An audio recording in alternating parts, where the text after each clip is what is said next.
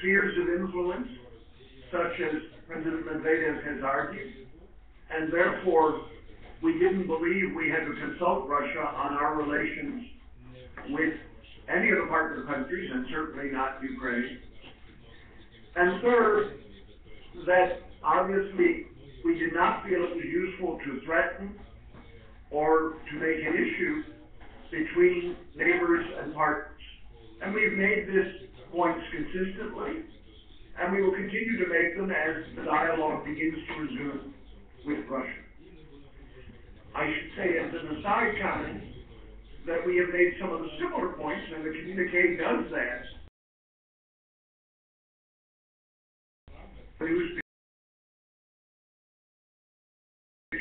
On NATO information offices, we do know that public information is one of the critical issues in dealing with enlargement and Ukraine. Ultimately, it is the responsibility of the government of Ukraine to persuade its own people to make the major effort. We are obviously willing and able to try to help you to the extent that we can, both in visitors groups, assistance with documentation, through our information office in Kiev. But ultimately, these offices are the responsibility of the government or the NGOs or the universities. We can send the material, send speakers out. When the NATO ambassadors visited Ukraine, a number of them went out across the country to make this point.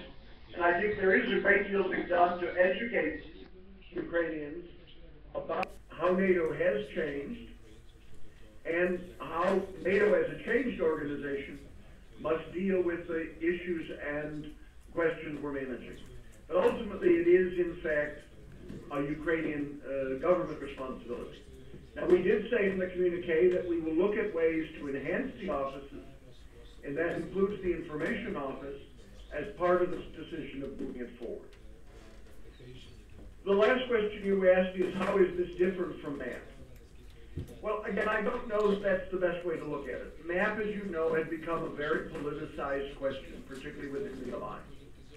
I think what ministers decided is not to fight that kind of rhetorical battle over MAP any longer, and to focus on specific projects, specific activities to take forward your goal of moving towards membership in the alliance. A goal we recognize and that we say one day will be achieved.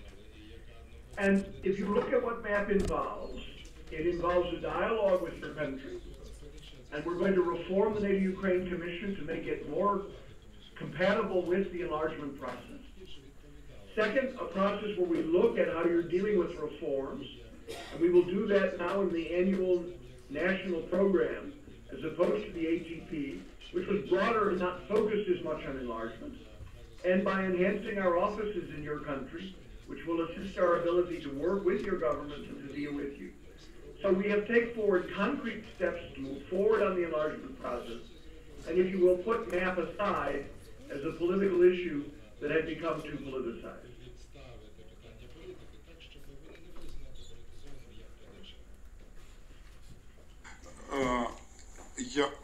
Прошу. Микола Сирук, газета «День». У мене питання таке. Було вкладено вже чимало зусиль з боку НАТО.